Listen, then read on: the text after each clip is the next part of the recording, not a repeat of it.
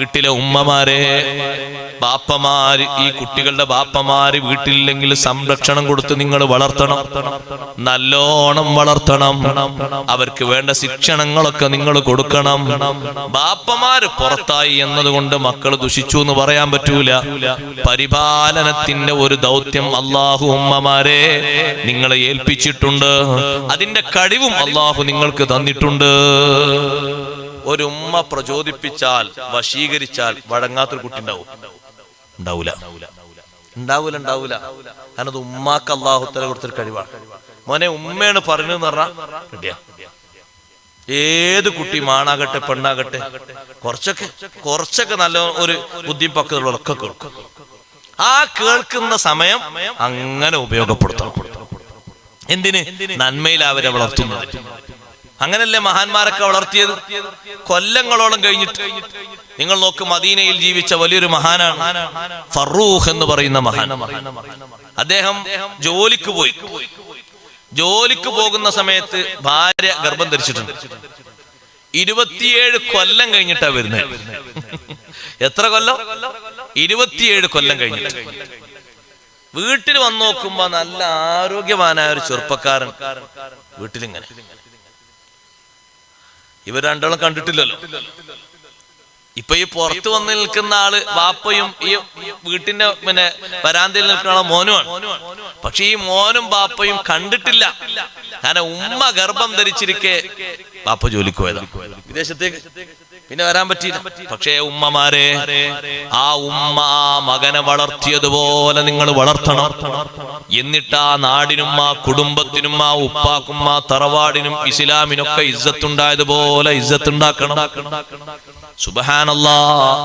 പോകുന്ന സമയത്ത് ഒരു 40,000 ദിർഹം ഈ പെണ്ണിന്റെ, ഈ ഉമ്മാന്റെ കഴിയിൽ ഭർത്താവ് ഏൽപ്പിച്ചിട്ടുണ്ട്. ചെലവിനും അത്യാവശ്യത്തിനൊക്കെ വേണ്ടി ഏൽപ്പിച്ചിട്ടുണ്ട്.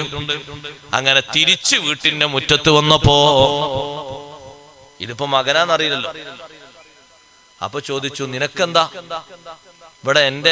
എന്റെ ഭാര്യന്റെ അടുത്ത് നിനക്കെന്താ പണിന്ന് വെച്ചു. ഇതാരാൻ തിരിയണില്ലല്ലോ. അപ്പൊ മകന്റെ റോളിലെ മകൻ ചോദിക്കുക, നിങ്ങൾക്കെന്താ എന്റെ വീട്ടിലേക്ക്, നിങ്ങൾ എന്തിനാ അങ്ങോട്ട് കയറിയെന്ന്? നിങ്ങൾ പണിയൊക്കെ പോയിക്കോളൂ. ഇത് സംഗതി ബാപ്പയും മകനാന്ന് അറിയണ്ടേ. കൊല്ലം 27 കഴിഞ്ഞിട്ടല്ലേ വരുന്നത്. അപ്പൊ ഇതിങ്ങനെ വാക്ക് തർക്കമായിട്ടത് ഉന്തും തള്ളും ഇങ്ങനെ ആയപ്പോ ആൾക്കാരൊക്കെ എല്ലാ ഭാഗത്തുനിന്നും കൂടി, ആളുകൾ കൂടുമല്ലോ. അങ്ങനെയല്ല പൊതുവെ ആൾക്കാർ സംഘം കൂടുന്നെങ്കിൽ ഒന്ന് ഉന്തും തള്ളുണ്ടായി കൂടും. എല്ലാ ഭാഗത്തുനിന്നും വന്നുകൂടി. അപ്പോഴേക്ക് മദീനയിലെ മഹാപണ്ഡിതൻ ഇമാം മാലിക് റളിയല്ലാഹു അൻഹു അവരൊരു ഭാഗത്തുനിന്ന് ഇങ്ങനെ വരുന്നുണ്ട്. ജനങ്ങളൊക്കെ പറഞ്ഞു, മാലിക് ഇമാം വരുന്നുണ്ട്, എല്ലാരും വരുന്നുണ്ട്. വലുപ്പ സംഗതി അങ്ങോട്ടും ഇങ്ങോട്ടും ഈ പറഞ്ഞത് കുറച്ചുകൂടി രൂക്ഷമായിട്ട് ഒന്നും തള്ളിലേക്ക് എത്തുകയാണ്. ഇമാം മാലിക് റളിയല്ലാഹു അൻഹു വന്നിട്ട് ഒന്നുകൊണ്ട് മാറി നിൽക്കാൻ പറഞ്ഞു. ഒന്ന് മാറി നിൽക്കുന്നത്. അബൂ റബിയ എന്നാണ് ഈ വീട്ടിലുള്ള ഈ മകനെ വിളിക്കുന്നത്. അബൂ റബിയ, തങ്ങളെ ഒന്ന് മാറി നിൽക്കുക, ഒന്ന് മാറി നിൽക്കുന്നു. സുബ്ഹാനല്ലാഹ്. മൂപ്പരോടൊന്ന് മാറി നിൽക്കാൻ ചോദിച്ചു, നിങ്ങൾ ആരാ? അന ഫറൂഖ്, ഞാൻ ഫറൂഖാണ്, ഈ വീട്ടിന്റെ ഉടമസ്ഥനാണ്. ഇവിടെ എന്റെ ഭാര്യയുണ്ട്. അത് കേട്ടപ്പോ ഭാര്യക്ക് മനസ്സിലായി ഇത് ഭർത്താവിന്റെ ശബ്ദമാണ്. ഉള്ളിൽ നിന്ന് വന്നിട്ട് കതകനോട് ചാരി നിന്നിട്ട് ആ ഉമ്മ പറഞ്ഞു, അതെന്റെ ഭർത്താവാണ്. ജനങ്ങളെ, അപ്പുറത്ത് നിൽക്കുന്നത് ഈ ഭർത്താവിൽ നിന്ന് എനിക്കുണ്ടായ മകനുമാണ്. അപ്പോഴാണ് ബാപ്പക്കും മകനും തമ്മിൽ തിരിച്ചറിവുണ്ടാകുന്നത്. അവരാലിംഗനം ചെയ്ത് കെട്ടിപ്പിടിച്ച് കരഞ്ഞുപോയി. സുബ്ഹാനല്ലാഹ്. വല്ലാത്ത സന്തോഷത്തിന്റെ സമയമാണ്. ബാപ്പയെ വീട്ടിലേക്ക് കൈപിടിച്ച് മകൻ കയറ്റി, ബാപ്പ കയറൂ, വീട്ടിലേക്ക് കയറൂ. ജീവിതത്തിൽ 27 കൊല്ലമായി ആദ്യം ബാപ്പയെ കാണുകയാണ്. ഞാൻ എന്റെ ഉമ്മയോട് പറയുന്നത്, ഉമ്മമാരോട് പറയുന്നത്, ബാപ്പമാര് നമുക്ക് അധ്വാനിക്കാൻ വേണ്ടി, ഈ കുട്ടികളുടെ ബാപ്പമാര് വളരെ കഷ്ടപ്പെട്ട് മണലാരണ്യത്തിൽ കഴിയുമ്പോ അത് ഇവിടെ ഒരിക്കലും മക്കൾ ദുഷിക്കാൻ ഒരു വളമാകരുത്. നമ്മൾ അങ്ങനെ ഒരു വളമായി പറയരുത്. ഈ ഉമ്മ കാണിച്ച ശിക്ഷണം കണ്ടോ ഉമ്മമാരെ, നിങ്ങൾക്ക് അല്ലാഹു അതിന് കഴിവ് തന്നിട്ടുണ്ട്, മനസ്സും തന്നിട്ടുണ്ട്. നിങ്ങളൊന്നതൊന്ന് മുന്നോട്ട് വെച്ചാൽ കാര്യങ്ങളൊക്കെ ശരിയായി കിട്ടും. കിട്ടും. ഭർത്താവ് ഏത് ഭാഗത്താണെങ്കിലും മക്കളെ സ്റ്റേണായി വളർത്തുന്ന എത്ര ഭാഗ്യവതികളായ ഉമ്മമാരുണ്ട്.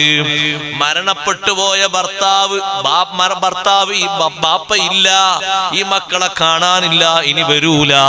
അങ്ങനത്തെ മക്കളെയും ശിക്ഷണം നൽകിയിട്ട് നല്ല അഭ്യസ്ത വിദ്യരാക്കിയിട്ട് നാട്ടുകാർക്കും കുടുംബത്തിനും ഇസ്സത്തുള്ളവരാക്കി വളർത്തുന്ന എത്ര ഉമ്മമാരുണ്ട്,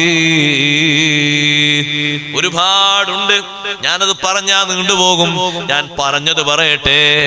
ഫറൂഖ് എന്നവരും മകൻ അബൂ റബീഅ അബ്ദുറഹ്മാൻ റളിയല്ലാഹു അൻഹു രണ്ടുപേരും സന്തോഷത്തിലാണ്.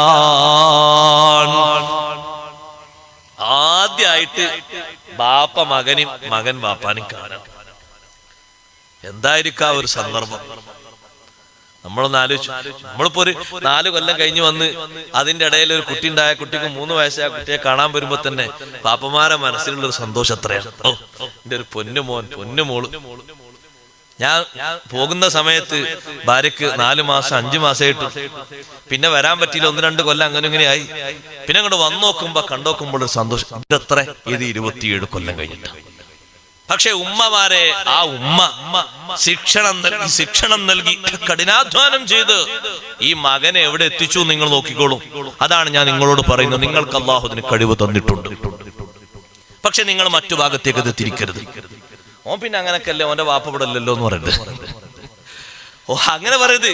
ഓന്റെ ബാപ്പ ഇവിടെ ഇല്ലെങ്കിലും ഞാൻ അതൊക്കെ എന്റെ കഴിവിന്റെ പരമാവധി റെഡിയാക്കിയിട്ട് അൽഹംദുലില്ലാ അള്ളഹാനോട് ഞാൻ ദ്വാരക്കണോണ്ട് ചോദിക്കണോണ്ട്, അവരോടും ദ്വാരക്കാൻ പറയില്ല, എല്ലാരോടും പറയില്ലേ. അങ്ങനൊക്കെ കൂടി മക്കള് നന്നായി കിട്ടിയെന്ന് പറയാം. എന്നാ പിന്നെ അതിന്റെ ഒരു സന്തോഷം, ദുനിയാവിലും ആഖിറത്തുള്ള സന്തോഷം പറഞ്ഞറിയിക്കാൻ കഴിയൂല. അങ്ങനെ ഒരു ദിവസം ഇങ്ങനെ കഴിഞ്ഞു. ആ വീട്ടിൽ ഇങ്ങനെ കഴിഞ്ഞപ്പോ പിറ്റേന്ന് ഫറൂഖ് എന്നവർ ചോദിച്ചു ഭാര്യയോട്, ഞാൻ പോകുമ്പോ ഒരു 40,000 ദീനാർ ഏൽപ്പിച്ചിരുന്നല്ലോ. അല്ല, ചോദിച്ചു 40,000 ദീനാർ. ആ, അതിന്റെ കണക്കൊക്കെ കൃത്യമായിട്ട് ഞാൻ തരും ഇൻഷാ അല്ലാഹ്, നാളെ തരും. എല്ലാ കണക്കും നിങ്ങൾക്ക് തരും. 1 രൂപ പോലും, 1 ദിർഹം, 1 ദീനാർ പോലും ഞാൻ വെറുതെ ആക്കിയിട്ടില്ല, നിങ്ങൾക്ക് കാണിച്ചു. പിറ്റത്തെ ദിവസം ഏകദേശം ഒരു ളുഹറിനോടടുത്ത സമയം പറഞ്ഞു, നിങ്ങൾ ഹബീബ് റസൂലുള്ളാഹി സ്വല്ലല്ലാഹു അലൈഹി വസല്ലം തങ്ങളുടെ പള്ളിയിൽ മസ്ജിദുൻ നബവിയിൽ ഒന്ന് പോയി ജമാഅത്തിനൊക്കെ ഒന്ന് കൂടി വരിയെന്ന് പറഞ്ഞു. അതും ഭാര്യമാര് കൊടുക്കുന്ന പ്രചോദനം തന്നെയാണ്. അങ്ങനെ ഫറൂഖ് എന്നവർ പോകാൻ എത്ര വർഷത്തിന് ശേഷാ പോകുന്നത്? മദീനത്തെ പള്ളിയിൽ പോയി നോക്കുമ്പോ ഒരു വലിയ വിജ്ഞാന സദസ്. അങ്ങനെ ബാപ്പ വരുന്ന മകൻ കണ്ടു. മകൻ കുറച്ചൊന്നിങ്ങനെ ഒന്ന് താഴ്ന്നു. ബാപ്പ അങ്ങനെ വരില്ല സദസ്സിലേക്ക്. വല്ലാത്ത ആലിമീങ്ങളൊക്കെ ചുറ്റും. ആരൊക്കെയാണ് ആലിമീങ്ങൾ അവിടെ ഇരിക്കുന്നത്? ഇൽമ പഠിക്കാൻ വേണ്ടി ഇരിക്കുന്നവര്, വലിയ വലിയ മഹാന്മാർ. യഹ്യ ഇബ്നു യഹ്യ റളിയല്ലാഹു അൻഹു. ആ സദസ്സിൽ അവിടെ ശിഷ്യനായിട്ടിരിക്കുന്നവരിൽ ഇൽമ കേൾക്കാൻ വേണ്ടി ഇരിക്കുന്നവർ ഇമാം മാലിക് ബിൻ അനസ് തങ്ങൾ വരെയുണ്ട്. പലരുണ്ട്. വലിയ വലിയ മഹാന്മാരൊക്കെ ഇരിക്കാൻ ഇൽമ അങ്ങനെ പറഞ്ഞു കൊടുക്കാൻ ഒരു ഭാഗത്ത്. അപ്പൊ പതുക്കെ ആ സദസ്സിന്റെ ഒരു ഭാഗത്തിരുന്നിട്ട് ചോദിച്ചു, ശിഷ്യനിൽപ്പെട്ട ഒരാൾ, ആരാണ് ആ ഇൽമ പറയുന്ന ആളാരാ? അത് അബൂ റബീഅ അബ്ദുറഹ്മാൻ റളിയല്ലാഹു അൻഹു. അപ്പൊ ഈ ബാപ്പ് കേൾക്കുന്ന തന്റെ മകനാണ്. ഈ വലിയ കനപ്പെട്ട ആലിമീങ്ങൾക്ക് ഇൽമ പറഞ്ഞു കൊടുക്കുന്നത് തന്റെ മോനാണ്. തന്റെ പ്രിയപ്പെട്ട മകനാണ് ആ ഇൽമ പറഞ്ഞു കൊടുക്കുന്നത്. ശിഷ്യഗണങ്ങളാണ് ഇരുന്നെഴുതുന്നത്. കനപ്പെട്ട ആലിമുകളാണ് മുന്നിലിരിക്കുന്നത്. ആ ബാപ്പയുടെ മനസ്സിലെ സന്തോഷം നിങ്ങൾക്ക് നിർവചിക്കാൻ പറ്റുമോ? നമുക്ക് സഹോദരങ്ങളെ അത് പറഞ്ഞു തീർക്കാൻ പറ്റുമോ? നിസ്കാരമൊക്കെ കഴിഞ്ഞ് വീട്ടിലേക്ക് എത്തിയപ്പോ മകൻ പറഞ്ഞു കൊടുക്കുന്ന ഈ ഇൽമിന്റെ സദസ്സൊക്കെ കണ്ടിട്ട് സന്തോഷവാനായ ഉപ്പ പ്രിയപ്പെട്ട തന്റെ ഭാര്യയോട് പറഞ്ഞു, മോളെ, പെണ്ണിനോട്, പ്രിയപ്പെട്ടവളെ, മദീനത്തെ പള്ളിയിൽ ഞാനങ്ങ് ചെന്നപ്പോ അൽഹംദുലില്ലാഹ് എന്റെ മനസ്സിന് വല്ലാത്ത സന്തോഷം വന്നു. ചെറിയൊരു സന്തോഷമല്ല, നമ്മുടെ മകന്റെ മുന്നിൽ തപസ്സിരിക്കുന്ന പഠിതാക്കളുടെ എണ്ണവും അവരൊക്കെ ചോദിക്കുന്ന മസലകൾക്ക് കൃത്യമായി കൊടുക്കുന്ന മറുപടിയും അവരൊക്കെ എഴുതി വെക്കുന്നതും കണ്ടപ്പോ എനിക്ക് വല്ലാത്ത സന്തോഷമായി. അപ്പോഴാണ് ആ പ്രിയപ്പെട്ട മഹദി ചോദിക്കുന്നത്, ഇതാ നിങ്ങൾ തന്ന 40,000 ദീനാറിൽ നിന്ന് ഒരു 3,000 ദീനാർ ബാക്കിയുണ്ട്. ബാക്കിയുള്ളത് മുഴുവനും നിങ്ങളെ മകനെ ഇത്തരത്തിലാ ഹായാത്താക്കാൻ ഞാൻ കഠിനാധ്വാനം ചെയ്ത് ചെലവഴിച്ചിട്ടുണ്ട്. നിങ്ങൾക്ക് ആ ദീനാറ് വേണോ, ഈ മോൻ വേണോ? ഉപ്പ പറഞ്ഞു, എനിക്ക് ഈ മോൻ മതി. ഒരൊറ്റ ദീനാറും ഞാൻ വെറുതെ ആക്കിയിട്ടില്ല, പാഴാക്കിയിട്ടില്ല. മുഴുവനും ചെലവഴിച്ചത് നമ്മുടെ മകൻ ഒരു മഹാപണ്ഡിതനാകണം, വലിയ വിദ്യാഭ്യാസ വിചക്ഷണനാകണം. അതിനുവേണ്ടി ഉസ്താദുമാരത്തേക്ക് പോകാൻ വേണ്ടിയിട്ട് വണ്ടിക്കൂലി വേണം, ഭക്ഷണത്തിന് ചെലവ് വേണം, വസ്ത്രം വേണം, കിതാബുകൾ വേണം. ഞാൻ അങ്ങനെ കൊടുത്ത് ചെലവഴിച്ചതാ. പ്രിയപ്പെട്ട ഉമ്മമാരെ, 27 കൊല്ലം ആ പ്രിയപ്പെട്ട ഉമ്മ വല്ലാതെ കഷ്ടപ്പെട്ട് പണിതത്. 27 കൊല്ലം കഴിഞ്ഞിട്ട് വരുന്ന ഭർത്താവിന്റെ മനസ്സിൽ നൽകിയ സന്തോഷം ഒരൊറ്റൊന്ന് പോരെ ആ പ്രിയപ്പെട്ട മാതാവിന് സ്വർഗത്തിലെത്താൻ.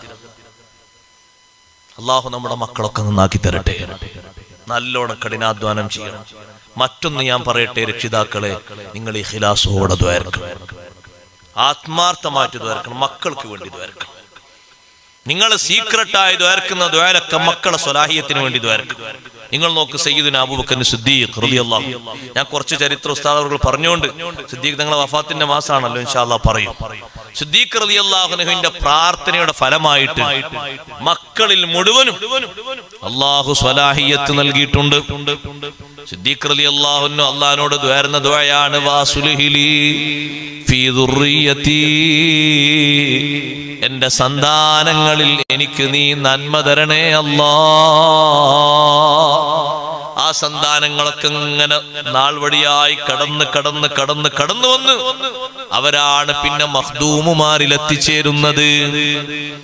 അവരൊക്കെ കുല്ലും സ്വാലിഹീങ്ങളാക്കി അല്ലാഹു മാറ്റിയത് ഉപ്പയായ അബൂബക്കർ സിദ്ദീഖ് റളിയല്ലാഹു അൻഹുവിന്റെ പ്രാർത്ഥനയാണ്. അല്ലാഹുവേ, എനിക്ക് നീ ഈ അനുഗ്രഹങ്ങളൊക്കെ തന്നു. റബ്ബി ഔസിനി അൻ അശ്കുറ നിഅമതകല്ലതി അൻഅംത അലയ്യ വഅലാ വാലിദൈ, എനിക്കും എൻ്റെ ബാപ്പാക്കും നീ തന്ന അനുഗ്രഹങ്ങൾക്ക് നന്ദി ചെയ്യാൻ എനിക്ക് സന്ദർഭങ്ങൾ ഒരുക്കി തരണം. അത് മാത്രം പോരാ, വഅൻ അഅമല സ്വാലിഹൻ തർലാ, നീ തൃപ്തിപ്പെടുന്ന സുഹൃതങ്ങൾ ചെയ്യാനും എനിക്ക് നീ അവസരം തരണം. അതും പോരാ, വാസുലിഹിലി ഫീ ദുർരിയതി, എന്റെ സന്താനങ്ങളിൽ എനിക്ക് നീ നല്ല സന്തോഷം തരണം, അവരിൽ എനിക്ക് നീ നല്ലവരെ തരണം. ആ ഒരു പ്രാർത്ഥന കാരണം സന്താന പരമ്പരകളെ അല്ലാഹു തആല സ്വാലിഹീങ്ങളാക്കി കൊടുത്തു. നമ്മളെപ്പോഴും പ്രാർത്ഥിക്കണം. മക്കൾ എന്ത് തെറ്റ് ചെയ്താലും പ്രാർത്ഥിച്ചവരെ നന്നാക്കാൻ പറ്റും. എത്ര കുരുത്തക്കേട് കാണിച്ച മോനാണെങ്കിലും ഉപ്പമാരെ ശപിക്കരുത്, തള്ളരുത്, തടയരുത്, മാറ്റിക്കൊടുക്കരുത്. പ്രാർത്ഥിച്ചവരെ നന്നാക്കാൻ പറ്റും. ബാപ്പാന്റെ ഉമ്മാന്റെ പ്രാർത്ഥന അനുകൂലമായിട്ട് ഉപയോഗപ്പെടുത്തണം മക്കൾക്ക് വേണ്ടി. അവർ നന്നായിട്ടൊന്ന് കാണാനും അവരൊക്കെ സ്വാലിഹീങ്ങളായിട്ടൊന്ന് മാറാൻ. എത്ര കാലം വരെയാണ് മകനെയും മകളെയൊക്കെ ഉപദേശിക്കേണ്ടത്? കല്യാണം കഴിക്കുന്നവരെ, അല്ലെങ്കിൽ വീട് കെട്ടി വേറെ താമസിക്കുന്നവരാണ്, ജോലിയാകുന്നവരെയാണോ? സൈനുദ്ദീൻ മഖ്ദൂം റളിയല്ലാഹു അൻഹു പറഞ്ഞു, ഹത്താ യകൂന റഷീദൻ, ഒരു ബാപ്പ, ഒരു ഉമ്മ, ഒരു വലിയ തന്റെ മക്കൾക്ക് ശിക്ഷണം കൊടുക്കേണ്ട, ഉപദേശിക്കേണ്ട പരിധി നല്ല പക്വതയുള്ളവനായി തീരുന്നത് വരെ, നല്ല തന്റെ ഇടവും ബോധവും. അതിന് രണ്ട് കാര്യം തന്റെ ഇടത്തിനും ബോധത്തിനും വേണ്ടത്. വറുഷ്ദു സ്വലാഹുദ്ദീൻ വൽ മാൽ. തന്റെ ഇടം ബോധം എന്ന് പറഞ്ഞാൽ സ്വലാഹുദ്ദീൻ, അനുഷ്ഠാന കർമ്മങ്ങൾ, വിശ്വാസം, അത് നല്ല രൂപത്തിൽ മുന്നോട്ട് കൊണ്ടുപോകണം.